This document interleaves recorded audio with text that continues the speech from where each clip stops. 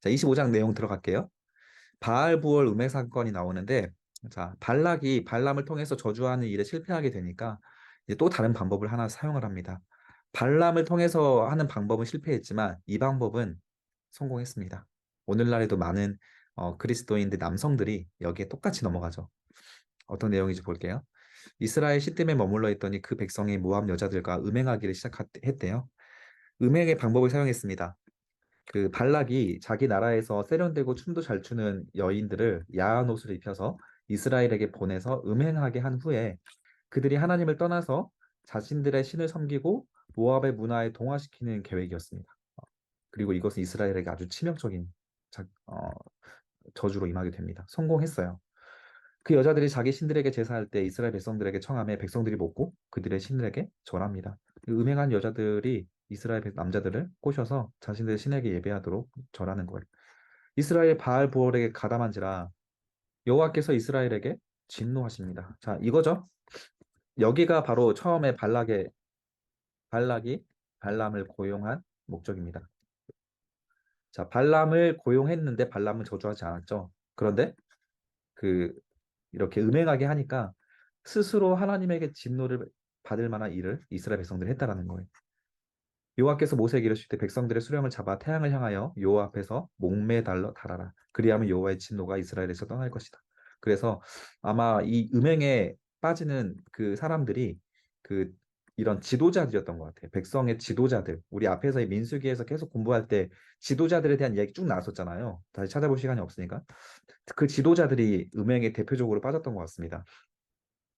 그래서 그들을 하나님 앞에서 목매달아 달아 달 다는 것 이건 나무에 달리는 건 하나님의 저주를 받은 걸 상징합니다. 그래서 예수님도 나무에 달려 돌아가신 거잖아요. 하나님의 저주를 받았다는 걸 상징하기 위해서. 그래서 목매달 다는 것으로 이스라엘 백성들에게 명령을 하죠. 모세가 이스라엘 재판관들에게 이르되 너희는 각각 바알 보올에 가담한 사람을 죽여라. 그러니까 단호하게 죄를 처단함으로써 하나님의 저주를 끊을 수 있게 되었다는 거예요. 자, 이 방식은 오늘날에도 자주 사용하는 방식이죠. 그래서 많은 이제 걸그룹들이나 또 여러 가지 이제 온라인을 통해서도 여자들의 그런 그 여러 가지를 통해 많은 크리스천 남자들이 많이 넘어가고 있습니다. 수없이 넘어가고 또 넘어지고 또 넘어지고 하는 부분들이 오늘날의 문화를 통해서도 이 부분에 계속 작용하고 있어요. 사탄이 가장 즐겨 사용하는 방법이고 너무 쉬운 방법입니다. 그때 하나님의 진노를 받게 된다라는 거. 음행이 결코 하나님의 진노를 떠나게 하지 않습니다. 그 하나님의 진노를 받지 않는 가벼운 죄가 아닙니다. 하나님이 굉장히 싫어하는 죄고, 다른 신들에게 절하는 것까지, 우상 숭배까지 연결되는 죄가 음행입니다. 자, 25장 6절에서 15절까지 비느하스가 이 음행을 끊기 위해서 한 가지 의분을 발휘하는데, 보겠습니다. 6절에 이스라엘 자손의 온 회중이 회막문에서 올 때 이스라엘 자손 한 사람이 모세와 온 회중 눈앞에 미디아인의 여인을 데리고 그 형제로 온지라. 눈치 없는 한 사람이 있어요. 바알보올에 가담해서 음란한 행위를 한 사람들을 색출해서 지금 어떻게 하고 있냐면 교수형을 시키고 있죠. 목매달아 죽이고 있는 이 시간에 그 하필 또 다른 그 한 이스라엘 자손 중 한 사람, 이 지도자 중 한 명이겠죠. 이 사람이 온 회중이 눈앞에 다른 미디안 한 여인을 데리고 와서 그의 형제에게로 데리고 와서 어, 자기 장막으로 들어갑니다. 음행을 하려고. 눈치가 없는 사람이죠. 이스라엘 자손의 손자 엘르아살의 아들 비느하스, 아론의 손자니까 대제사장이죠. 대제사장 비느하스가 보고 가운데 일어나서 손에 창을 들고 그 남자 이스라엘 남자를 따라 그 막사에 들어가서 그 이스라엘 남자와 그 여인의 배를 꿰뚫어 두 사람을 죽이니 연병이 이스라엘 자손에게 그쳤습니다. 자, 하나님의 진노가 전염병으로 연결됐습니다. 연병은 전염병을 말하는 거고요. 그래서 이 두 사람을 죽이는 살인이 있었기 때문에 용서가 된 게 아니고 이 죄를 끊어내는 것이 포인트입니다. 그 연병으로 전염병으로 죽은 자가 2만 4천 명이었습니다. 자, 지금까지 하나님께 많은 그 불평을 하고 또 하나님께 불신앙을 했을 때 여러 사람들이 죽었죠. 그런데 지금까지 하나님의 진노를 받아서 사망한 사람 중에 가장 많은 숫자가 이번 사건입니다. 2만 4천 명이 여기서 죽게 됩니다. 그때 여호와께서 모세에게 말씀하여 이르시되 제사장 아론의 손자 엘르아살의 아들 비느하스 지금 대제사장입니다. 아론 죽었죠. 그래서 죄송합니다. 지금은 엘르아살입니다. 비드한스 나중에 제사장이 됩니다. 자, 내 질투심으로 질투하여 이스라엘 자손 중에서 내 노를 돌이켜 내 질투심으로 그들을 소멸하지 않게 하였도다. 자, 하나님을 대신하여 질투하는 분노. 이게 참 어려운 성경 해석이에요. 그래서 우리가 하나님의 이 땅을 바라보시면 하나님께서 좀 많이 질투를 하고 계실 텐데, 그럼 이 땅을 향한 우리들의 반응은 이 비느하스처럼 세상을 향하여 분노하고 있어야 되냐? 좀 어려운 해석이지만 그만큼 하나님이 질투하심으로 질투하고 있다라는 그 마음을 헤아리는 것이 가장 중요한 것 같습니다. 이때에는 하나님께서 이렇게 단호하게 전염병을 통해 사람들을 색출해서 그 진노를 하셨습니다. 근데 오늘날의 전염병이 하나님의 진노다 이렇게 뭐 말하는 분도 많이 있지만 그 모든 것들을 그렇게 연결해서 말하기도 좀 무리가 있는 부분들도 없지 않아 있기 때문에 하지만 오늘날에 일어나는 행태를 보면 하나님의 질투 같다라는 생각이 많이 들어요. 하나님의 진노 같다라는 생각이 많이 들고 코로나는 좀 대표적으로 그런 하나님의 진노 중에 하나가 아니었을까라는 것에 대해서는 이견이 많이 없습니다. 그런데 이스라엘 자손 중에서 하나님의 노를 돌이켜서 내 질투심으로 그들을 전체, 그들이라고 하면 이스라엘 전체를 말하죠. 소멸하지 않게 하셨다. 여기서 우리가 확인할 수 있는 하나님의 성격은 뭐냐면 하나님의 심판은 곧 생명입니다. 생명을 거두심과 연결이 된다라는 거예요.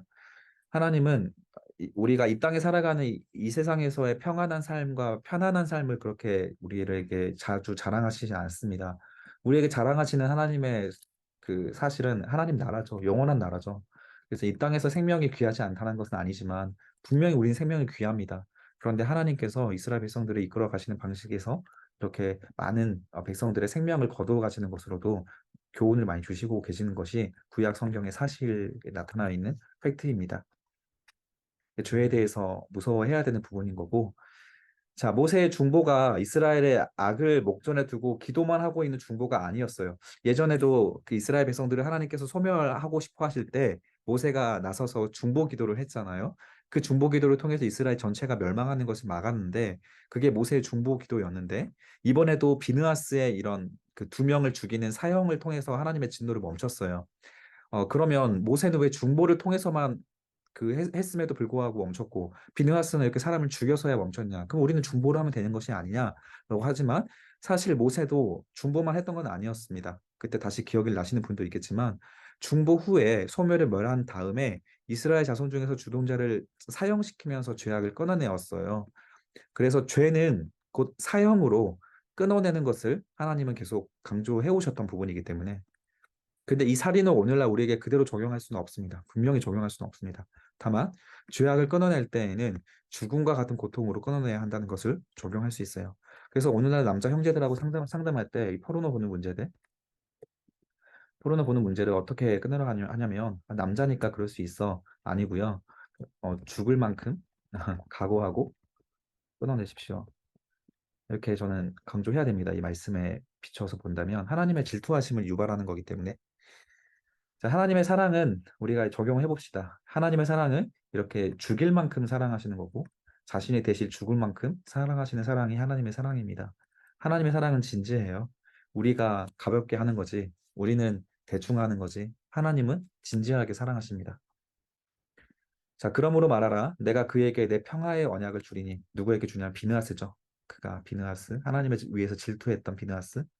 그가 그의 후손에게 영원한 제사장의 직분의 언약이라 그가 그의 하나님을 위하여 질투하여 이스라엘 자손을 속죄하였습니다. 여기서 포인트는 하나님의 마음을 헤아렸다라는 겁니다. 그래서 같이 분노했다라는 거예요.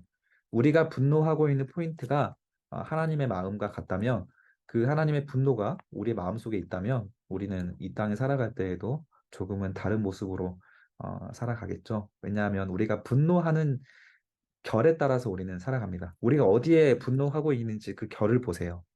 대부분 자신의 인격이 모독을 당할 때 우리는 분노를 합니다. 우리 가족이 모함을 당할 때, 또 억울한 일을 당할 때, 내가 무시를 당할 때 우리는 분노합니다. 그러나 하나님의 마음을 헤아림으로 분노하는 사람이 성경에서는 하나님이 사랑하는 사람이에요. 대표적인 사람이 나중에 우리 설교 시간에 공부하고 있죠. 바로 다윗입니다. 다윗. 하나님의 이름만 가지고 분노하는 사람이 다윗이죠. 자, 오늘 교회에도 적용해 볼 수 있습니다. 이게 바로 권증의 의미가 이 비느하스의 질투에 있어요. 오늘날 목회자는 저를 포함한 목회자는 성도들에게 반드시 죄악을 깨우치게 하고 권징할 수 있어야 합니다. 이게 제가 제일 못하는 거예요. 제가 좀 마음이 약해가지고 싫은 소리 잘 못합니다. 아, 그래서 그러나 성도들이 감정이 상해서 떠날까 봐 뭐 이런 것도 저도 걱정이 되기도 해요. 근데 저는 애초에 제 성격이 좀 싫은 소리 잘 못하는 성격이라서 저도 해야 되는 겁니다. 제 의무예요. 제대로 권징하지 못하고 있는 것이 오늘날의 현실인데 실제로 권징을 받을 때 대부분의 사람들의 반응은 다른 교회로 옮겨버리죠. 그 성도는 이동한 교회에서 똑같은 죄악을 저지르게 됩니다. 그래서 끊겼네. 자, 14절입니다. 죽임을 당한 이스라엘 남자 곧 미디안 여인과 죽임을 당한 자 이름은 시므리니 살루의 아들이다. 이렇게 누구의 아들이라고 기록이 되어 있는 사람들은 다 저명한 사람들이에요. 지도자들입니다. 시므인의 조상 가문 중 한 지도자다. 나오죠? 이렇게 지도자가 타락하고 무너지면 온 백성들이 다 무너지는 겁니다.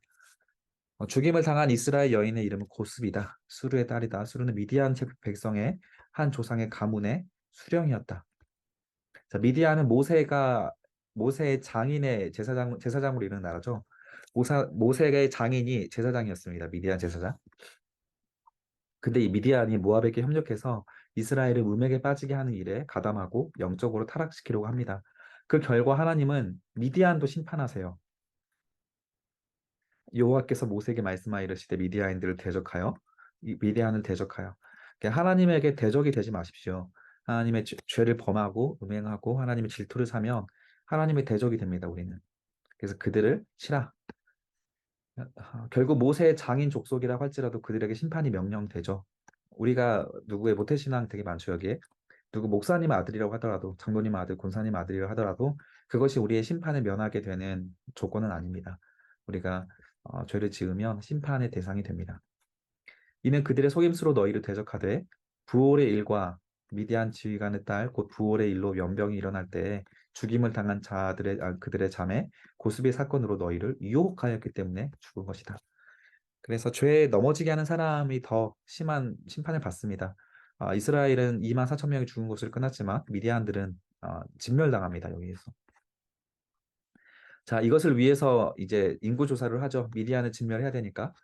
연병 후에 여호와께서 모세와 제사장 아론의 아들 엘르아살에게 말씀하여 이르시되 이스라엘 자손의 온 회중의 총수를 그들의 조상의 가문에 따라 조사하되 이스라엘 자손 중에 20세 이상으로 능히 전쟁에 나갈 만한 모든 자. 다시 한번 강조해 주세요. 인구 조사는 전쟁을 위한 겁니다. 그래서 나중에 다윗이 인구 조사를 할 때 하나님께 심판받는 거예요. 인구 조사는 싸움을 위한 겁니다. 근데 하나님께서 약속하신 땅이 다 정복이 됐는데 그 이후에도 다윗이 욕심을 버리지 못하고 인구 조사를 하거든요. 그것은 이제 제국을 이루려고 하는 다윗의 욕심이 있었기 때문에 하나님께서 심판을 하시는 내용이 사무엘상에 나옵니다. 사무엘하에 나옵니다. 자, 여호와께서 애굽 땅에서 나온 모세와 이스라엘 자손에게 명령하신 대로 너희는 20세 이상 된 자를 계수하라 하니라. 자, 인구조사가 실시합니다. 그랬더니 51절 뛰어넘을게요. 쭉 한번 그냥 읽어보시면 됩니다. 각 지파마다 이제 숫자가 나오는데 전체 개수가 60만 7,130명입니다. 60만 7,130명. 60만 1,730명. 자, 처음에 1차 개수보다 1,820명이 줄었어요. 이때 그 1차 개수 때는 그 40년 전이죠. 40년 동안 많은 백성들이 태어났을 거예요. 그런데도 불구하고 오히려 1,800명이나 줄었습니다. 이스라엘은 당시에 피임하지 않았어요. 생육하고 번성하는 민족이었고 400년 만에 70명이 200만 명으로 번성한 나라입니다. 근데 이 나라가 이거는 거의 불가능한 숫자라고 해요. 400년 만에 70명이 200만 명. 이거는 좀 불가능하다고 합니다. 그 생물학적으로 불가능한데 그만큼 이스라엘 백성들에게 하나님께서 많은 생육하고 번성하는 축복을 주셨다. 뭐 기적과 같이 이렇게 많이 태어났다라고 보는 것이 맞는데 그럼에도 불구하고 40년 동안 숫자가 줄어들었다는 것은 일단은 광야에서 굉장히 많이 죽었다는 것이고요. 그리고 이 바알보 음해 사건으로 심판으로 인해서 2만 4천 명이 죽으면서 또 결정적으로 인구 감소의 현상이 나타난 것 같습니다. 자, 그리고 이 명수대로 땅을 나누어서 기업을 삼게 하는데 이제 아직 땅에 들어가지 않았어요. 그런데 미리 어느 땅, 뭐 강원도, 뭐 그리고 경상도, 뭐 광주, 뭐 저기 부산 또 뭐 경기도, 서울 이런 식으로 제비뽑기를 합니다. 이미 차지하지 않았음에도 불구하고 제비뽑기를 해서 그 땅을 배분을 해주는데 그 경계는 그 땅의 크기는 바로 정하지는 않고 구역만 정합니다. 근데 그 땅의 크기는 인원수에 따라서 수가 많으면 많이 주고 적으면 적은 땅을 그 제비 뽑아서 나눠주게 됩니다. 그리고 레위인들의 인구조사 다시 한번 해보고 그리고 이 61절에 레위인 중에서 이 사건이 유명한 사건이었죠. 나답과 아비후가 다른 불을 들이다가 죽었던 사건이 있죠. 그 레위기 10장에 보면 나오는 사건이고 그 사건 때 그 다시 한번 민수기에서 재언급을 해줍니다. 레위인들의 인구 조사를 할 때 이 다른 방식으로 예배드린 것. 그러니까 제사장인데 자기들 편한 대로 예배드리는 두 사람이 그 하나님께 직결 처형을 당하는 사건을 다시 한번 언급하면서 하나님이 지금 엄중한 상태에서 인구 조사를 시키고 있다라는 거예요. 바알보올의 그 전염병 사건을 통해서 하나님이 굉장히 아직도 화가 나 있고 그리고 이스라엘 백성들에게 엄중한 그런 분위기를 깨뜨리지 않은 상태에서 그 인구 조사를 하고 있는 그 상징이 이 나답과 아비후를 다시 한번 언급하는 겁니다. 너희들 하나님 말씀대로 방식대로 따르지 않으면 언제든지 이렇게 하나님께서 생명을 거둬갈 수 있다라는 하나님의 경고의 강한 경고의 메시지죠. 아, 넘어가고요. 그리고 65절에 보면 이는 여호와께서 그들에게 말씀하시기를 그들이 반드시 광야에서 죽으리라 하셨습니다. 그러므로 여분네 아들 갈렙과 눈의 아들 여호수아 외에는 한 사람도 남지 않고 다 죽게 되었다라고 하면서 65절을 마치게 됩니다. 26장이 마치게 됩니다. 가데스 바네아에서 열두 정탐꾼이 그 정탐을 할 때 불신앙을 하잖아요. 그때 백성들이 1세대는 전부 다 광야에서 죽을 것이다라는 명령을 하나님 예언을 하셨습니다. 그래서 실제로 1세대는 전부 다 광야에서 죽게 되었다. 그 경고대로 이루어졌다라고 하는 부분들을 하나님께서 강조하신 겁니다. 자, 27장의 인구조사가 끝나고 나서 슬로브와 딸들이 나와서 어떤 요구를 하는데 이때 그 고대 사회에서 절대 없는 그런 여성에 대한 인권 보호법이랑 상속법에 대한 언급이 여기서 이루어져요. 음, 지금 땅 분배하는 중에서 이 슬로브와 딸들이 지금 부당합니다라고 하면서 모세에게 찾아온 거예요. 어떤 내용이냐 보니까 우리 아버지가 광야에서 죽었대요. 1세대 사람이죠. 그래서 하나님께 범죄한 사람 중에 한 명이었기 때문에 광야에서 40년 안에 죽었는데 여호와를 거슬러 모인 고라의 무리에 들지 않았다. 이거 기억나십니까? 다른 이제 그 부교역자들이죠. 부교역자들이 우리도 대제사장이 되고 싶습니다. 우리도 담임 목사가 되고 싶습니다. 우리는 왜 이런 허들의 일만 해야 됩니까? 라고 하면서 고라의 그 무리들이 반역을 냈잖아요. 그리고 그때 광야에서 하나님이 지진을 일으켜서 이들을 땅에 그 매장시켜서 죽게 했죠. 고라의 무리들. 그래서 이들은 그 어떤 기업을 하나님께 물려받지 못했습니다. 큰 반역의 사건이었기 때문에 그래서 고라의 무리를 들지도 않은 자기 죄로 그 아니 이런 반역으로 죽지 않고 자기 죄로 죽은 사람이고 그런데 문제가 뭐냐면 아들이 없이 죽었대요. 이 슬로보아스의 아버지가. 그런데 어찌하여 아들이 없다고 우리 아버지의 이름이 그 종족 중에서 삭제되겠습니까? 우리 아버지의 형제 중에서 우리에게 기업을 주소서. 이때 당시에는 아들들에게만 그 대가 이어졌기 때문에 우리나라도 그랬잖아요, 잠깐. 근데 딸들에게도 그 대를 이을 수 있는 기업을 허락해 달라고 하는 그런 그 요청을 한 겁니다. 그런데 지금 이 슬로보아시 여기서 칭찬받는 내용이 뭐냐면 하나님께서 이거 허락을 해주시거든요. 근데 지금 아직 땅을 차지하지 않았는데 이미 땅을 다 정복한 것처럼 땅을 요구하고 있는 지금 형태입니다.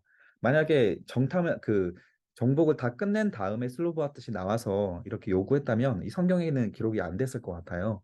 모세가 조치를 취해주긴 했겠지만 성경에 기록되진 않았을 것 같습니다.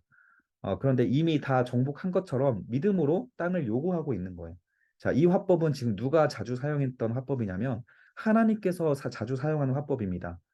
하나님이 이스라엘 백성들이 약속의 땅에 들어가기 전 40년 전부터 출애굽할 때부터 처음부터 하나님이 약속의 땅에 이미 들어간 것처럼 계속 말씀을 하셨거든요. 전쟁도 안 했는데 이미 승리 다 한 것처럼 말씀을 하셨어요. 근데 그 화법을 슬로보아시 그대로 사용하고 있는 거예요. 왜 우리에게는 그 기업을 주시지 않습니까? 우리에게도 기업을 주소서라고 하면서 요청을 하는 겁니다. 이게 하나님께서 감동한 포인트인 것 같아요. 지금 광야 1세대들은 눈앞에 약속의 땅을 봤음에도 불구하고 이렇게 믿음이 없어서 결국엔 다 하나님께 심판을 받았잖아요. 근데 이 딸들이 그 아버지가 갖지 못했던 믿음을 갖고 있었다라는 것이죠.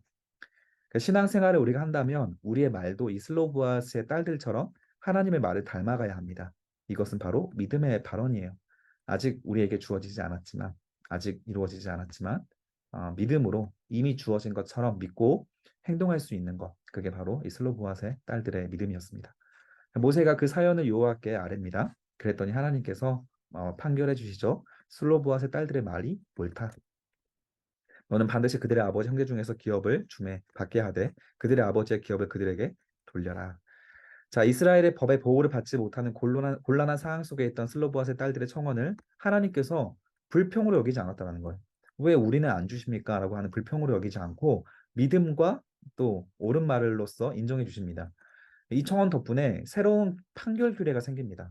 율법이 생긴다는 거예요. 그래서 제정되어서 이와 비슷한 곤란한 처지에 있는 사람들에게 복지 혜택을 받을 수 있게 되었습니다.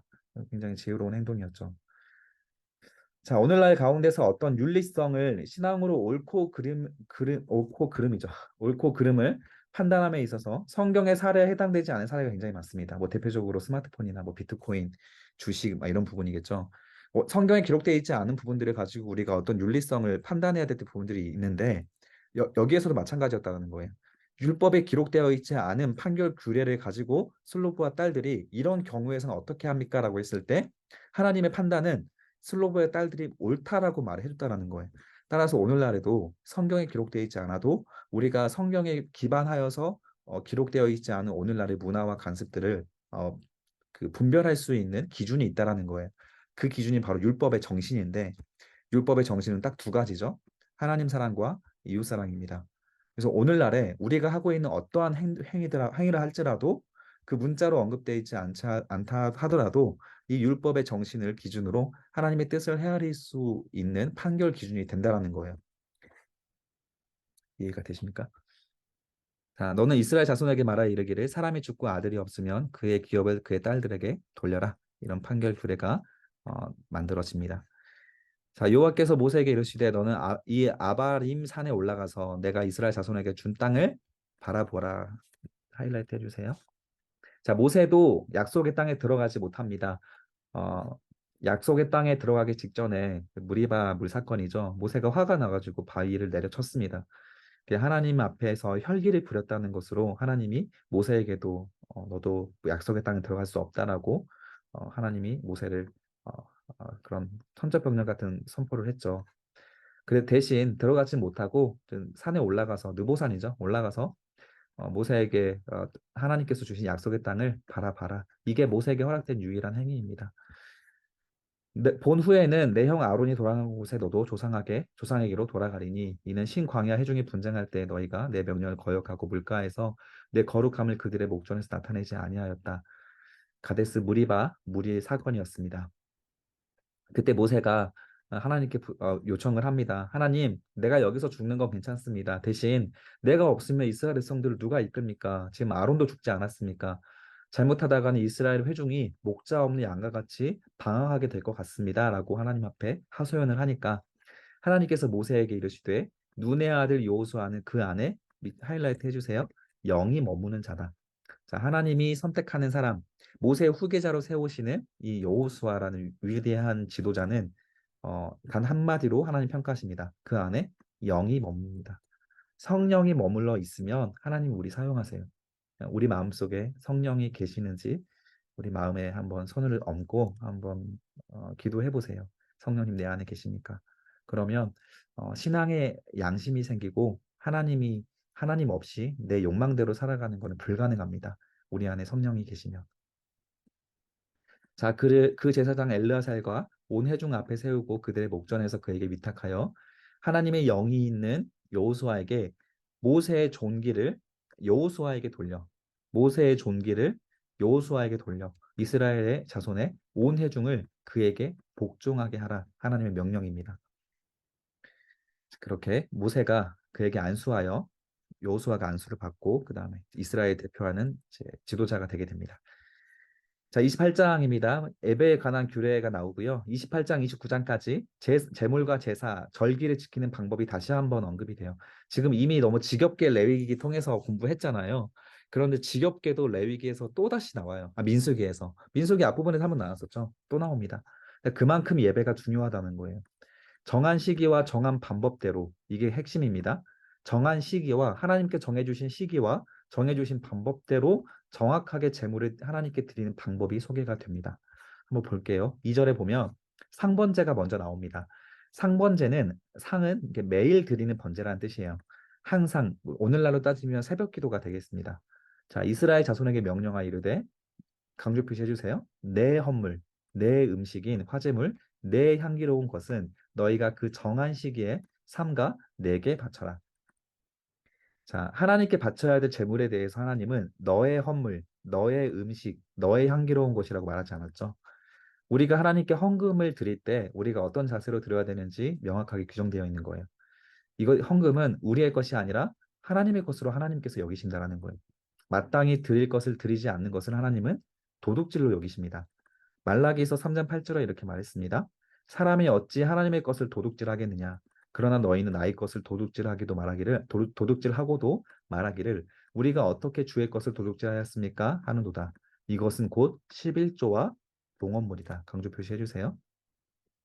우리가 11조 하지 않는 청년들 굉장히 많아요. 그리고 교회 오래 다니시는 분들도 11조는 너무 과하다라고 생각하시는 분들이 많지만 성경에서 엄연히 명령하고 있는 부분이고요. 하나님의 것이라고 하나님께서 여기시는 겁니다. 11조 하지 않으면 하나님의 것을 도둑질했다라고 성경에서 묘사하고 있어요. 자, 그리고 정한 시기는 그 하나님께서 정한 때에 주신 절기에 따라서 헌금을 하라는 거예요. 헌금은 아무 때나 드리는 것이 아니고 정한 시기에 드려야 했는데 그 이유가 무엇이냐면 시기에 따라서 그 헌금의 성격과 의미가 달라지기 때문에 그렇습니다. 오늘날에도 뭐 추수감사절 때 드리는 헌금, 그리고 뭐 부활절 때 드리는 헌금, 그리고 크리스마스 성탄절 때 드리는 헌금 다 다르잖아요. 이런 것처럼 그 절기에 따라서 그 의미가 달라지기 때문에 정한 시기에 헌금을 하라 하나님께서 명령하신 겁니다. 자, 그리고 매일 두 마리씩, 순양을 두 마리씩 상번제로 드리는데 이것은 모두가 각 개인이 그렇게 하는 게 아니고요. 양을 어떻게 하루에 두 마리 잡겠어요? 이거는 이스라엘 전체를 대신하는, 전체를 대표하는 제사장들이 하는 겁니다. 이스라엘을 위하여서 매일 두 마리씩 3번제로 드립니다. 오늘날의 그 아침 기도로 해당됩니다. 자, 아침과 해질 때 두 번씩 예배 드렸습니다. 여기에서는. 초기에 신약 시대 때 사도들이 성전에서 행하는 기도 시간이 있었어요. 하루에 세 번씩 기도했는데 사도행전 3장에 나오죠. 아마 이 관행이 좀 발전돼서 그렇게 갔던 것 같아요. 그래서 이제 이 관행이었는지는 뭐 증거가 없습니다. 그런데 바울이 그 데살로니가 전서에서 쉬지 말고 기도하라, 뭐 범사에 감사하라, 항상 기뻐하라 그런 말씀하시잖아요. 그 쉬지 말고 기도하라에서 쉬지 말고가 24시간을 말하는 게 아니고 매일 드려지는 제사와 연결되는 그 이해로 볼 수 있습니다. 매일 두 번씩 이때는 3번제로 드렸고 사도행전에 가보면 그때 당시에 전통은 하루에 세 번 기도하는 거였어요. 그 세 번을 한 번이라도 쉬지 말고 항상 기도하라, 쉬지 말고 기도하라 그런 의미로 또 이해도 그런 주석도 있습니다. 그래서 우리가 어떻게 매일 그렇게 하나님 앞에 아침 저녁으로 예배를 드리겠어요? 이 예배가 오늘날에는 말씀으로 큐티하는 것으로도 얼마든지 우리가 드릴 수 있는 예배입니다. 그래서 새벽 기도에 나갈 수 있는 환경이 안 되시는 분들은 그 정한 시간에 아침에 일어나서 하나님 앞에 큐티로 예배를 드리면 이 상번제에 대한 정신을 율법의 정신을 지켜가는 거예요. 상번제는 오늘날에 없어졌지만 그 정신은 우리가 지켜 행할 수 있습니다. 하나님께서 굉장히 기뻐하시겠죠. 자, 이는 시내산에서 정한 상번제로서 여호와께 드리는 향기로운 화제다. 자, 시내산에서 정한 상번제 이게 무슨 의미가 있을까요? 시내산은 이스라엘 백성들에게 정체성이 결정된 그 장소죠. 하나님과의 영속적인 언약 관계, 영원히 하나님과 관계가 맺혀지는 영원한 언약 관계가 이루어진 장소가 시내산이에요. 그 시내산에서 드리는 상번제라는 이 말이 무슨 말이냐면 언약을 매일 기억하는 성격의 제사가 상번제라는 거예요. 하나님과 나와의 언약 관계, 절대 끊을 수 없는 아버지와 자녀 관계. 그 하나님께서 우리를 이끌어 가시는 우리를 붙잡고 이끌어 가시는 하나님의 약속, 반드시 약속의 땅으로 인도하시고 마지막에는 하나님 나라로 인도하시겠다라는 하나님의 그 약속을 기억하는 장치가 바로 이 상번제라는 거였어요. 그래서 우리가 매일 큐티할 때 하나님과 나와의 관계를 기억하면서 큐티를 하면 그 상번제의 효과를 우리가 누리게 되는 겁니다. 자, 그리고 9절에서 10절까지 안식일 제사가 나오고요. 자, 안식일에는 일년되고 흠없는 순양 두 마리와 고운 가루 10분의 1, 10분의 2의 기름 섞인 소제와 그 전제를 드릴 것인데, 자, 안식일에도 이렇게 흠없는 순양 두 마리 드리죠. 그리고 고운 가루 드리고, 그 다음에 상번제로 매일 그렇게 하나님 앞에 두 마리씩 드리잖아요.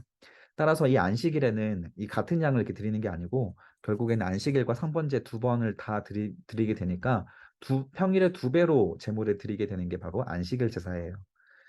그래서 안식일에는 평일보다 더 큰 헌신을 요한다는 것을 의미하고 있는 장면이 이 안식일 제사입니다. 오늘날의 안식일이 주일 예배라고 했죠.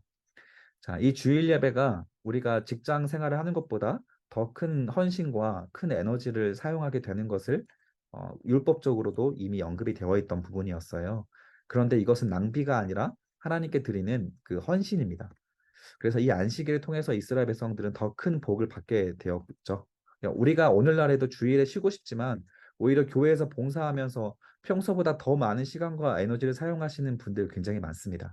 이런 분들이 우리가 미련하다고 말하는 게 아니고 정말 이 안식일의 정신을 잘 지키고 있는 거예요.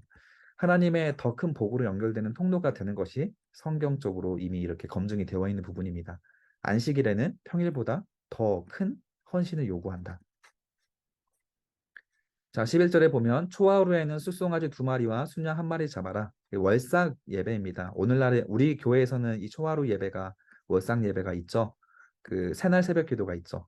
그래서 이틀 전에 했습니다. 새날 새벽 기도. 성경이 엄연히 기록되어 있는 그런 제사법이고요.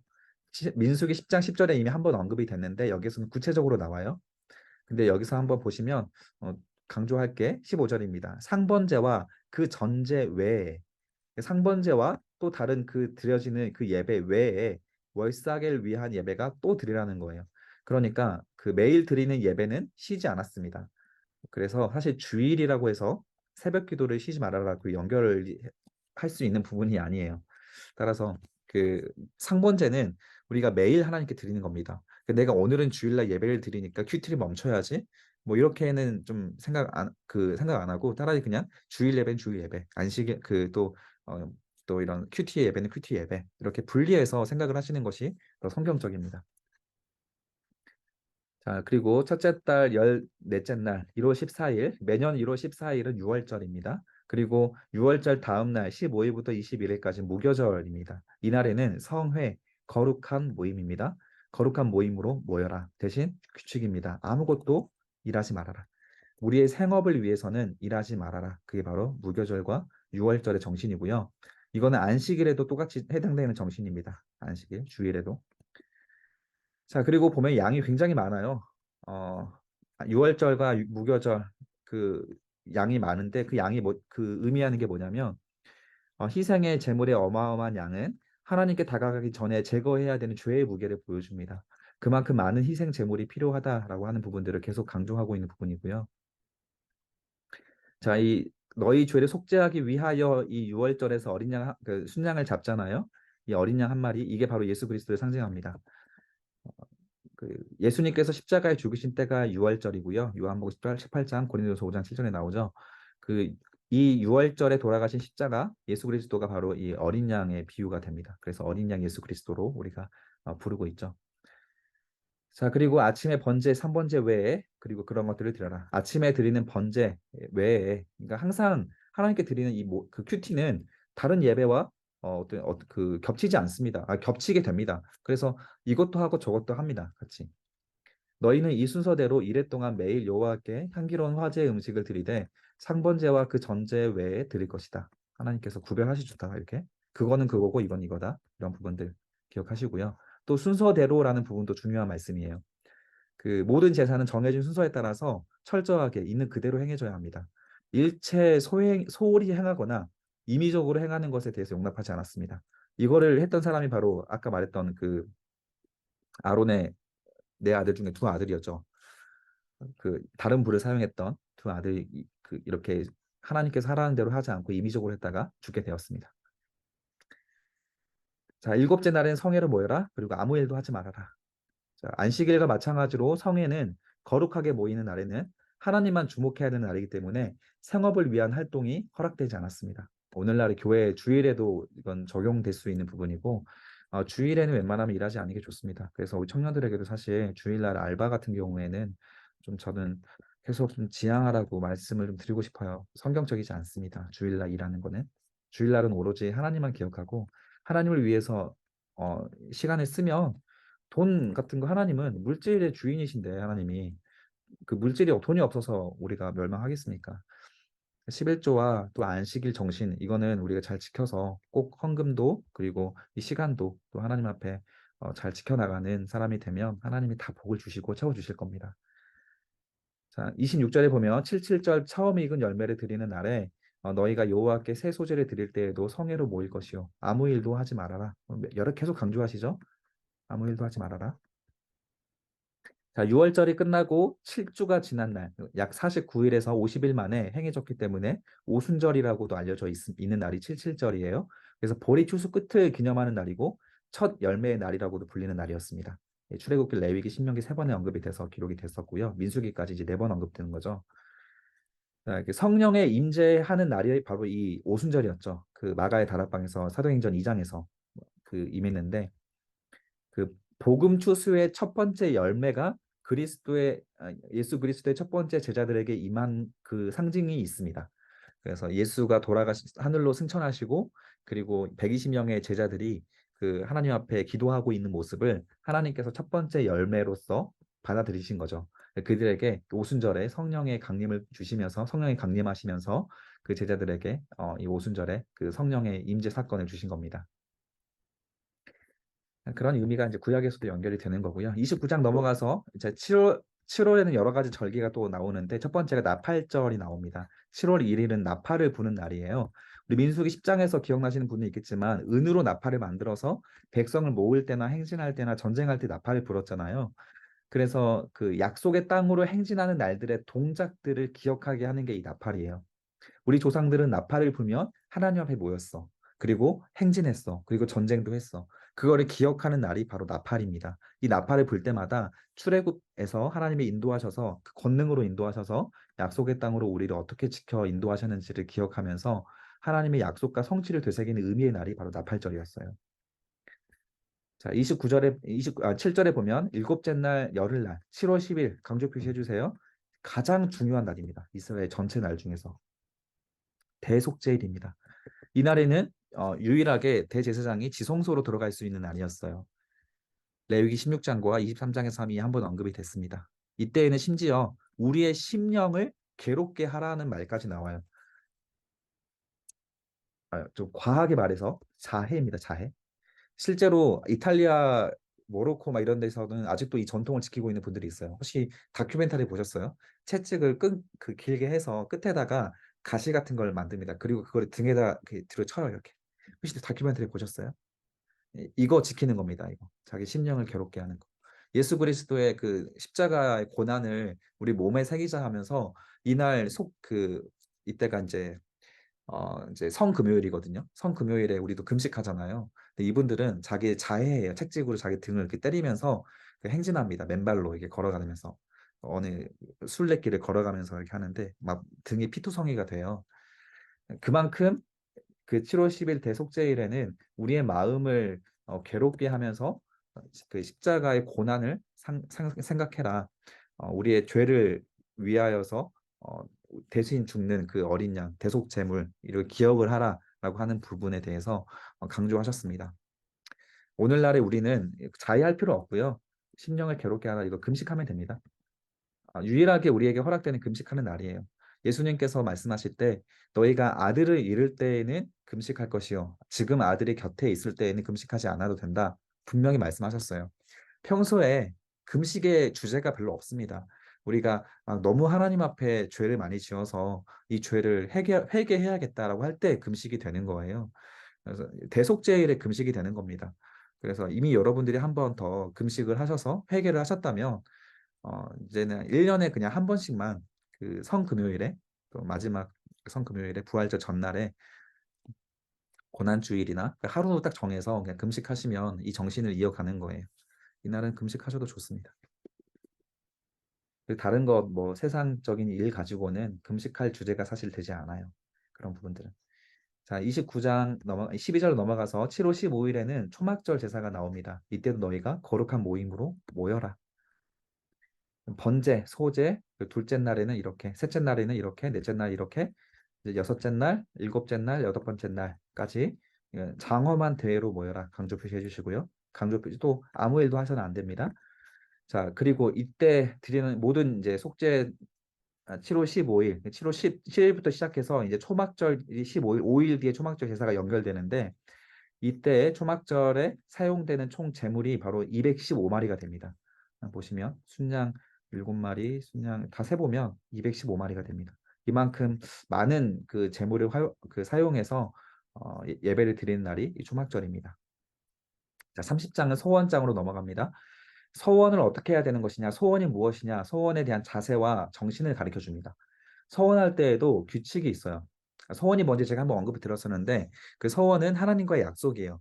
하나님, 제가 저를 하나님께서 이 문제를 해결하게 해주신다면 내가 나의 인생을 하나님께 드리겠습니다.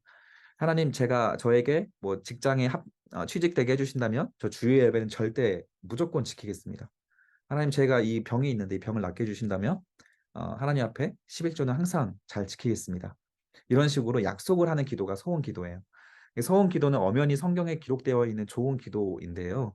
하나님이 그냥 무분별하게 기도하게 하진 않았습니다. 규칙이 있습니다. 왜냐하면 은혜 받았다고 은혜 받았을 때 우리가 함부로 기도할 때가 있거든요. 감정대로. 그렇게 섣불리 기도해서는 안 된다라는 거예요. 왜냐하면 소원은 반드시 지켜야 하기 때문에 그런 겁니다. 그래서 내 상황과 처지에 맞지 않은 가벼운 소원은 허락되지 않았어요. 그러나 은혜 받을 때 감정은 모든 것을 감당할 수 있는 자신이 있게 만들기 때문에 훗날 서원을 감당하지 못하는 사람들이 발생했고 이때 죄가 발생합니다. 약속을 지키지 않으면 죄가 돼요, 죄. 그래서 서원을 어떻게 철회할 수 있는지 그 방법을 소개하는데 남자들은 이제 보시면 남자들은 철회법이 없습니다. 남자는 서원하면 무조건 지켜야 돼요. 근데 여자들에 대해서는 그 철회법이 나오는데 이때 당시에 고대 간습이 있기 때문에 오늘날에는 좀 문화가 충돌되는 부분도 있습니다. 고대 사회라고 생각하시고 좀 들으세요. 어떤 사람이 여호와께서 서원하였거니와 결심하고 서약하였으면 깨뜨리지 말고 그가 입으로 말한 대로 다 지켜라. 그런데 만약에 결혼하지 않은 여자가 서원을 했어요. 그러면 그 아버지가 그 서원의 내용을 듣고 나서 그냥 아무 말도 하지 않으면 그 모든 서원을 지켜야 되는데 아버지가 만약에 서원을 들었는데 마음에 안 들어. 그는 허락되지 않는다면 서원과 결심한 서약을 이루지 못할 것이니 그의 아버지가 허락하지 아니하였은즉 여호와께서 용서해 주십니다. 사하시리라. 하나님께서 그냥 눈 감아 주신다는 거예요. 자, 이때 당시 여인은 자신의 소원에 대한 절대적인 권위를 가지지 못했습니다. 당시의 여인은 아버지나 남편의 권위 아래에 있었기 때문에 그런 거거든요. 결혼 전에 여인은 아버지의 권위에 종속되었고, 결혼 후에는 남편의 권위에 종속되었습니다. 그런데 사실 이 종속되었다, 뭐 이 권위다 이런 표현들이 좀 거북스러운 표현이지만, 사실 이 소원에 대한 책임에 관한 사항이에요. 결혼하지 않은 여자가 서원을 했는데 지키지 않았으면 그 여자가 하나님께 죄를 짓게 되는 게 아니고 아버지가 죄를 짓게 됩니다. 반대로 결혼을 했다면 그 남편이 죄를 짓게 됩니다. 여자는 그 서원을 어긴 거에 대한 책임을 담당하지 않았어요. 이게 바로 고대 법이었고요. 또 혹시 남편을 맞을 때에는 남편이 허락하지 않으면 그 서원은 철회할 수 있었습니다. 그럼 하나님께서 그 여자를 용서해 주셨어요. 자, 과부나 이혼당한 여자의 소원이나 그가 결심한 모든 서약은 지킬 것이다. 그러나 남편이 드는 날이 무효하게 하면 용서하게 해주신다. 이런 부분들. 자, 그리고 이 31장으로 넘어가면 미디안 정복에 대한 내용이 나옵니다. 자, 시므리가 미디안 여인과 함께 비느하스에 의해서 죽임을 당한 사건이 있었잖아요. 자, 그것으로 인해서 하나님께서 미디안을 심판하실 것을 명령을 하셨고 2차 인구조사를 했죠. 그러나 31절의 핵심은 이제 싸움이 아닙니다. 이 전쟁 자체가 아니기 때문에 어떤 방식으로 전쟁을 해서 이겼는지는 소개되지 않고 그 강조하는 게 뭐냐면 첫 번째가 전리품. 9절에서 54절까지 나옵니다. 전리품을 어떻게 해야 되는지, 그리고 전투를 어떻게 해야 되는지, 순서, 그리고 정결 예식을 어떻게 해야 되는지 이 세 가지에 거쳐서 나오거든요. 따라서 이 미디안 정복을 하는 내용들이 나오는데 내용이 다소 좀 과격합니다. 그런데 여기에서 강조하고 있는 부분은 하나님의 거룩성과 질서 이거를 강조했다라고 하는 것을 주목하시면서 31장을 보시면 좀 이해가 돼요. 자, 과격한 표현이 나옵니다. 이절에 보니까 요 이스라엘 자손의 원수를 미디안에게 갚으라. 하나님은 원수를 갚지 말라고 하셨, 원수를 사랑하라고 하셨잖아요. 그런데 미디안을 하나님께서 원수로 여기시니까 미디안에게는 이스라엘을 진멸하라는 명령을 하십니다. 여호와의 원수를 갚아라. 비느하스가 여호와를 위해서 질투를 대신해줬던 것처럼 이스라엘을 유혹했던 음행에 빠지게 만들었던 미디안을 원수를 갚되 각 지파에서 1,000명씩 전쟁에 보내서 12,000명을 보내라는 거죠. 12지파니까. 그리고 전투 순서를 알려줍니다. 신혼 나팔을 들려서 전쟁에 보내고 미디안의 5왕을 죽였으니 그리고 미디안에 쳐서 남자들을 다 죽였습니다.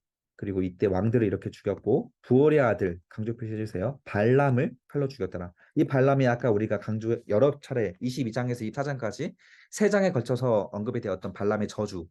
그리고 나서 하나님의 그 예수 그리스도의 메시아까지 예언을 했던 발람이 자기 땅으로 돌아갔죠. 그리고 여기에서 미디안의 5왕을 죽였을 때 발람도 여기서 죽게 됩니다.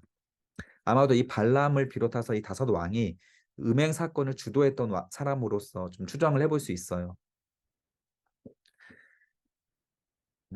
그래서 우리가 뭐 방언했다고 해서 구원을 그 확정할 수도 없는 거고 우리가 하나님의 어떤 환상을 봤다고 해서 그 사람이 하나님의 자녀라는 것으로 성경은 말하지 않습니다.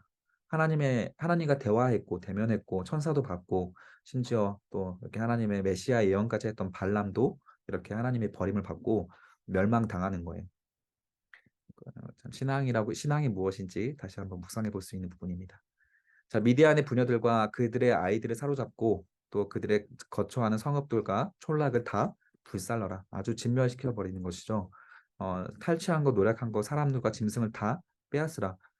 어, 불편하죠? 이런 말씀 보시면 마음 어떠십니까? 저는 굉장히 불편합니다. 그러니까 하나님이 이런 명령을 했다고 아주 잘 믿어지지 않아요, 사실. 그런데 가나안 땅에 들어가면 이런 내용들이 반복되거든요. 어떻게 해석해야 되냐면요. 하나님의 거룩성이 사람의 목숨보다 더 중요하다. 이것을 성경은 계속 분명하게 선포하고 있습니다. 그래서 그 제사장들도 하나님 그 예배를 자기 마음대로 드리며 생명을 거둬가시는 거고 또 안식일에 일했던 민수기 15장에 나왔죠. 안식일에 일했던 사람도 돌로 쳐 죽이게 만들었죠. 그냥 하나님은 거룩성을 지키는 것을 생명처럼 여기십니다. 심지어 사람의 목숨보다도 더. 이런 정신이 성경에 흐르고 있다는 부분도 성경이니까 제 말이 아니고 성경이니까 한번 유념해 보시고 묵상해 보시고 그만큼 죄를 무서워해야 되는 말씀으로 우리가 적용할 수 있습니다. 자, 미디안이 왜 진멸했는가 그 사유가 나옵니다. 발람의 꾀를 따라서 나오죠. 이 5왕이 음행을 저지르게 했던 장본인들이었습니다. 심지어 하나님의 그 음성을 듣고 예언까지 했던 발람이 어, 그 음행의 범죄에 빠지게 만들었던 그 어떤 그 전략을 세웠다라는 것이죠. 넘어가겠습니다. 제가 한번 더 언급드렸던 내용이고요. 19절에 이래 동안에 진영 밖에서 주둔하라. 자, 여기 보시면 아이들 중에서 남자는 다 죽이고 남자 동침하여 사내를 아는 여자도 다 죽여라. 다 미디안이 완전 여기 삭살당하거든요. 어, 어, 한 가지만 좀 얹고 넘어가면 좀 짚고 넘어가면 그 여기 이 부분입니다. 유혹에 넘어진 자들에 대한 심판은 불가피하나 넘어지게 하는 자들의 심판은 더욱 가혹한 겁니다. 그래서 조금 불편해도 좀 들어주세요. 그 성경 말씀에서는 우리가 서로 좀 유혹에 넘어갈 만한 부분들은 서로 조심해 주는 게 좋습니다. 좀 페미니즘에서 굉장히 싫어하는 말이지만 그 남자들 같은 경우에 시각적이 굉장히 약하거든요. 그래서 이왕이면 몸에 딱 달라붙는 옷이나 노출이 많은 옷은 남자들이 그 유혹에 넘어가지 않도록 좀 도와주시는 게 좋습니다.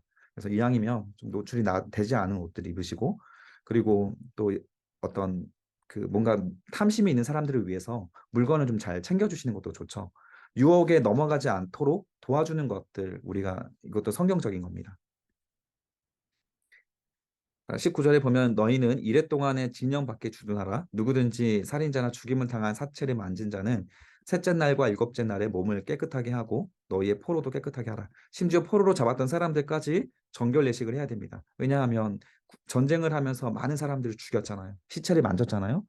부정해졌기 때문에 정결 예식을 강조하시는 거고요. 그래서 이렇게 이런 행위를 하면 다 깨끗하게 된다. 정결해진다. 자, 여기서 깨끗이라고 하는 건 다 거룩입니다. 하나님 앞에 나오고 하나님과 동행하려면 다 거룩해야 된다는 걸 상징적으로 말하는 표현입니다.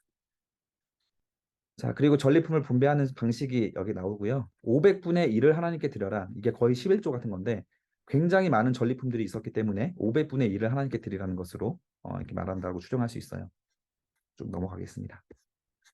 자, 32장에 보시면 요단 동편으로 이제 땅을 분배하는 내용이 나오는데, 자, 요단 서편이 약속의 땅입니다. 요단 동편은 약속의 땅이 아니에요. 보겠습니다. 왕의 길을 통행을 막았던 아모리와 바산과의 전쟁에서 승리하여 얻은 요단 동편의 땅 분배에 대한 내용이 나오거든요.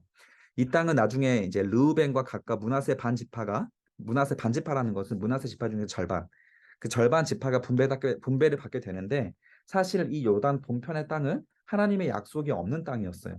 그런데 너무 눈에 보이기 좋은 땅인 겁니다. 1절에 보시면 르우벤 자손과 갓 자손은 심히 많은 가축대를 가지고 있었는데, 이 많은 가축대를 가지고 자꾸 전쟁하러 나가려고 하니까 불편하잖아요. 그래서 그들이 이 요단 동편의 땅을 보니까 너무 목축하기 좋은 땅인 거예요. 하나님의 약속이 없는데 그 땅이 보기에 좋아 보이니까 그 땅을 달라고 요청을 하는 겁니다. 이게 안타까운 거예요. 왜냐하면 나중에 이곳이 하나님의 약속이 없는 땅이기 때문에 하나님의 보호하심이 없습니다. 수많은 열강으로부터 많은 환란을 당하게 되고 사사기, 사무엘상, 열왕기상, 열왕기 하에 등장해요. 이 땅이 아주 그냥 탈탈 털립니다. 하나님 앞에 이 주변 나라들한테. 그리고 나서 나중에 또 그 약속의 땅을 전부 다 차지하고 나서 공동체 분열의 위기를 겪게 되는 순간도 이 땅 때문에 생겨요. 그래서 눈에 보이기 좋은 땅이라고 하더라도 하나님의 약속이 없다면 미래적인 소망이 없는 자리가 되는 거예요. 자, 여기가 중요한 겁니다. 그 땅을 본즉 창세기 3장에서 하와가 선악을 알게 하는 나무 열매를 봤을 때 탐스럽게 보았잖아요. 그리고 아브라함 조카 롯이 소돔과 고모라를 좋은 곳으로 에덴 동산처럼 보았잖아요. 그래서 그 땅을 선택합니다. 그래서 우리는 항상 이 시각적인 것에 넘어갑니다. 그러니까 이런 부분들을 조심해야 된다. 이거를 강조하는 거고요. 그래서 우리가 은혜를 입었다면 당신의 종들에게 이 요단 동편을 소유주로 주시고 우리에게 요단을 건너지 않게 하소서 모세에게 요구하니까 모세가 강하게 책망합니다. 야, 너희 때문에 이스라엘 자손이 전체가 다 분위기가 꺾이고 낙심하게 될 것이다. 다른 형제들은 다 나가서 싸우려고 하는데 너희는 여기서 편히 앉아서 쉬려고 하느냐 하면서 책망을 하죠. 그랬더니 르우벤과 갓지파가 약속을 합니다. 아니, 우리가 어린아이들과 여자들과 이 땅에 그냥 가축들만 놓고 우리는 무장하고 이스라엘 자손을 그곳으로 인도하기까지 약속의 땅을 다 차지하기까지 그들의 맨 앞에서 선봉으로 싸우겠습니다. 우리가 싸우지 않겠다는 게 아니고 우리의 의무도 다 하고 행하고 단지 이 가축이 많고 가족들도 많이 있으니까 안전하게 이 땅에 그냥 거주하게 한 후에 우리 남자들만 가서 싸우겠습니다. 이 말씀이 이런 그 조건입니다. 그러니까 이 말을 듣고 모세가 허락을 해요. 그래서 만약에 너희가 그 말을 지키지 않는다면 여호와께 범죄함이니 너희의 죄가 반드시 너희를 찾아낼 것이다. 이런 경고도 하죠. 그리고 서약을 하고 나가서 같이 싸우게 됩니다. 공동체를 깨지 않고 분위기를 깨지 않겠습니다라고 하는 약속을 해서 모세가 허락을 했지만 나중에 이 땅을 인하여서 많은 고통을 당하게 됩니다. 넘어가겠습니다. 33장에 보면 애굽에서 모압 평지까지 내용들을 정리합니다. 40년 동안 어디에서 멈췄는지를 그 정류소들을 다 정리해요. 이 여정을 통해서 하나님의 권능과 자비를 볼 수가 있어요. 이스라엘의 그 불신과 거역함이 있었던 그 자리까지 다 기록을 하는데 그 수많은 역사를 통해서도 하나님의 인도하심을 이루어졌습니다. 그러니까 인간이 연약함 때문에 하나님 앞에 불신앙을 해서 40년 광야의 여정이 생겼지만 그럼에도 불구하고 하나님은 약속의 땅으로 끝까지 인도하셨죠. 인간의 연약함이 하나님의 인도하심을 막을 수 없다. 이게 바로 기독교 세계관입니다. 적어두세요. 기독교 세계관은 창조, 타락, 구속입니다. 이 세 가지가 기독교 세계관의 새 정신이거든요. 하나님께서 완전하게 창조하셨고 인간은 완전하게 타락했습니다. 완전한 창조물이 완전하게 타락했지만 그 타락의 범위가 하나님의 구속의 범위를 넘지 못했습니다. 그래서 예수 그리스도의 십자가가 우리한테 복음이 되는 거예요. 인간이 아무리 타락했어도 하나님이 구속하는 범위가 훨씬 넓어요. 그래서 타락 안에서도 하나님께서 구속하실 수 있는 하나님 나라를 확장시켜 나갈 수 있다는 것이죠. 그래서 우리가 회개하고 아무리 타락했어도 회개하고 하나님의 구속으로 들어간다면 하나님의 소유로 들어간다면 우리는 창조 때의 은혜를 회복할 수 있습니다. 이게 바로 기독교 세계관입니다. 자, 그리고 33장 3절 애굽에서 신화 강야까지 있었던 내용들이 15절까지 나오고요. 백성이 마실 물이 없어서 불평했었죠. 그리고 이제 그때 이제 하나님께 책망을 받았었고 이런 역사를 다 기록을 합니다. 그리고 37절까지는 시내 광야에서 호르산까지 어떤 과정을 있었는지를 쭉 적어놨습니다. 여기에는 생략을 해놨습니다. 그리고 이제 38절에 39절 아론의 죽음도 다시 한번 기록을 하죠. 이미 죽었습니다. 근데 여기에 역사를 다시 회고하면서 아론이 이때 죽었다라고 다시 한번 기록을 해놓고 있습니다. 쭉 한번 보시고. 자, 그리고 51절에 너희가 요단강을 건너서 가나안 땅에 들어가거든. 또 이렇게 하나님께서 반복하시죠. 하나님의 화법입니다. 이미 차지했어요. 이미 성공했습니다. 우리에게도 똑같은 말씀이에요. 이미 사탄을 하나님께서 이기셨습니다. 우리가 해야 될 것은 그들을 대적하면 되는 거예요. 그들의 세계관을 받아들이지 않고 기독교 세계관을 받아들이면 되는 겁니다. 그들의 가치를 거부하시면 되는 거예요. 하나님은 이미 승리해 놓으셨고 이미 차지한 것처럼 말씀을 하시는 거예요. 그들이 들어가거든 그 땅의 원주민을 너희 앞에서 다 몰아내고 그들이 새긴 석상과 부엄하던 우상을 다 깨뜨리고 산당을 다 헐어라. 근데 이것을 행했던 왕은 많이 없었죠. 이게 바로 이스라엘의 사명이었습니다. 영적인 약속의 땅을 살고 있는 우리들도 이 땅의 우상들을 우리의 삶 속에서 제거해야 되는 사명을 가지고 있습니다. 여러분들에게 원주민이 누군지 또 우상이 무엇인지 산당이 무엇인지 한번 살펴보시고 적용 한번 해보세요. 55절에 보면 너희가 만일 그 땅의 원주민을 너희 앞에서 몰아내지 아니한다면 너희의 눈에 가시와 너희 옆구리를 찌르는 것이 되고 너희를 괴롭게 할 것이다. 우리가 회개할 때 많이 적용해야 되는 포인트입니다. 여러분들의 삶의 고난이 찾아왔다면 이거예요. 그 땅의 원주민들, 위의 산당들, 우상들 이거 깨트리지 않아서 찾아오게 됐던 오늘날의 결론이 있다는 겁니다. 그걸 찾아내셔야 돼요. 여러분의 삶의 이야기마다 다 다릅니다. 그래서 그게 내 가시가 됐고 옆구리를 찌르는 것이 됐고 나를 괴롭게 하는 것이 됐습니다. 이걸 적용을 해서 내 괴롭게 하는 고난들을 내 죄와 연결을 하셔야 됩니다. 56절에 보면 나는 그들을 향하기로 생각한 것을 너희에게 행할 것이다. 그래서 미디안이나 뭐 가나안 백성들을 다 쫓아내고 그들을 진멸하기로 했잖아요. 그런데 이스라엘 너희가 만약에 그런 우상을 제거하지 않는다면 그들에게 행하고 그들을 멸망시키고자 했던 대로 너희에게도 그 멸망이 찾아오게 할 것이다. 이렇게 경고하셨고 경고하셨지만 이건 실제로 성취가 되고 맙니다. 블레셋으로 바벨론으로 끌려가서 70년 동안 포로가 되죠. 자, 34장 넘어가서 요단 서편의 땅의 분배는 이런 식으로 합니다. 그래서 가나안 땅 경계와 기업의 책임자가 기록이 되어 있습니다. 한번 대충 보시고요. 중요한 내용은 아닙니다. 자, 35장에 넘어가서 레위인의 성읍과 도피성의 내용이 나오는데 도피성은 총 6개로 이루어졌습니다. 도피성이 뭐냐면 실수로 사람을 죽인 경우가 있어요. 의도가 아니었습니다. 이때 피해자 가족으로부터 감정적인 보복을 당하지 않도록 죄의 악순환이 이루어지는 것을 방지하기 위해서 실수로 살인한 사람은 도피성으로 피신할 수 있도록 했습니다. 이 도피성에서 제사장이 그 사람을 보호했고 공정한 재판을 받을 수 있도록 하는 선진법이 바로 도피성 제도였어요. 자, 민수기 35장 주제가 땅을 더럽히지 말라. 여기 주제가 땅을 더럽히지 말라거든요. 하나님께서 이스라엘 백성들에게 가나안 땅을 차지하게 하는 목적 자체가 그들에게 땅을 주기 위함이 아니고 그 땅에서 하나님을 예배하기 위함이다. 그 예배하기 위한 그 땅을 살인과 피로 또 우상으로 더럽히지 말아라. 이게 바로 35장의 주제가 됩니다. 자, 1절에 보면 여리고 맞은편 요단 강가 모압 평지에서 모세에게 말씀하여 이르시되라고 하면서 이제 민수기 22장부터 계속 모압 평지에서 신명기까지 기록이 되고 있는 배경입니다. 자, 그들이 받을 기업은 레위인에게 거주할 성읍을 주게 하고 그 성읍들을 두르고 있는 초장을 레위인들에게 줍니다. 그래서 레위 지파는 일을 하지 않습니다. 레위 지파는 또 땅도 받지 않지만 어, 그 12지파가 받은 것의 일부를 떼어서 레위인들에게 주어야 했어요. 그 일부를 가지고 레위인들이 살았고요. 오늘 그 11조를 가지고도 레위인들이 생활을 했습니다. 그 그리고 남은 그 레위인들이 일을 하지 않은 대신에 그 예배 성막에서 하나님께 예배하는 제사를 드리는 일을 그 어떤 전문적으로 맡게 되었죠. 그게 오늘날 교육자의 역할이기도 합니다. 3절에 보면 성읍은 그들의 거처가 되게 하고 초장은 그들의 재산인 가축과 짐승들을 둘 곳이 되게 할 것이다. 레위도 재산도 있었어요. 재산이 있긴 했습니다.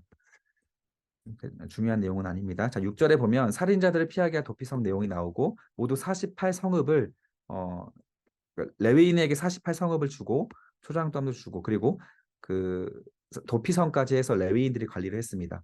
그래서 총 48성읍이죠. 레위인들이 42성을 받았는데 도피성이 6성읍이니까 48성읍입니다. 그래서 11절에 아까 말씀드린 것처럼 의도하지 않은 중 부지 중에 살인한 자가 있으면 그들을 피하게 해라. 의도적으로 살인한 죄는 그 구제법이 없습니다. 바로 사형이에요. 그 다른 우리의 죄도 마찬가지고 이것뿐만 아니라 뭐 간음이라든지 또 하나님에 대한 제사법이라든지 의도적으로 행한 거에 대해서는 다 사형입니다. 자, 17절에 보면 철 연장으로 사람을 쳐 죽이면 그는 살인자니 살인자는 받을 죽여라. 살인자에 대한 규례가 쭉 나오고요. 한번 읽어보시면 됩니다. 자, 33절이 좀 중요한 내용이라서 이 부분만 언급하겠습니다. 너희는 너희가 거주하는 땅을 더럽히지 말아라. 피는 피를 땅을 더럽히나니 피 흘림을 받은 땅은 그 피를 흘리게 한 자의 피가 아니면 속함을 받을 수 없다. 그래서 그 우리가 그 다 살인자의 죄를 짓고 있습니다. 미워하는 것이 다 살인죄로 하나님께서 여기셨거든요. 그래서 우리의 죄는 피가 아니면 속함을 받을 수 없습니다. 그래서 예수 그리스도의 그 보혈이 우리에게 필요했던 거예요. 피가 죄를 속하게 합니다. 너희는 너희의 거주하는 땅, 곧 내가 거주하는 땅을 더럽히지 말아라. 자, 36장 이제 마지막 장입니다. 이제 고된 40년의 광야 생활을 다루는 민수기를 어떻게 마무리하면 좋을까 하나님께서 고민하셨을 것 같아요. 40년간 구름 기둥, 불 기둥으로 이스라엘을 보호하시고 여기까지 오셨죠. 그 사이에 굉장히 많은 기적들이 있었습니다. 이스라엘을 전율시키면서 어, 놀라게 했던 그 이야기들을 다시 한번 언급하면서 민수기를 마무리하면 될까? 아니면 화려한 예배로 마무리하면 될까? 어떻게 민수기 36장을 통해서 민수기를 닫을지 마지막 장을 하나님께서 고민하셨을 것 같은데 그 민수기 마지막 장을 기업을 지키기 위한 결혼으로 마무리 짓고 있습니다. 그리고 또한 시집간 여성의 유산을 문제를 다루면서 약자 보호법으로 마무리하고 있어요. 민수기 광야 생활에서 가장 중요한 것은 결혼, 생육하고 번성하는 것이고 그리고 여성의 약자를 어떻게 보호하는 것인가 이 이야기로 민수기를 닫게 됩니다. 네, 아까 얘기했던 슬로보아스의 기업 얘기했죠. 아들만 있었고 아들이 다 죽었기 때문에 아들이 없었기 때문에 딸들이 기업을 받는 내용들이 약자 보호법으로 마지막으로 다시 한번 언급이 됐습니다. 한번 그냥 읽어보세요. 어, 네,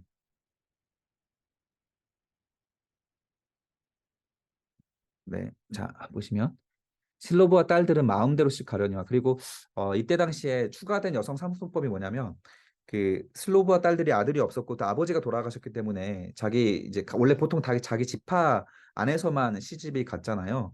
아니 그 뭐냐 그 가족들끼리 연을 맺어서 그 가족 간에 우리 조선이랑 우리나라 좀 비슷하게 가족 간에 연을 맺어서 이제 같이 결혼을 했는데 슬로보와 딸들은 아버지가 없기 때문에 그 가족끼리 하지 않고 마음대로 원하는 사람과 결혼을 해라라고 하나님께서 추가적인 여성 상속법을 허락을 했습니다.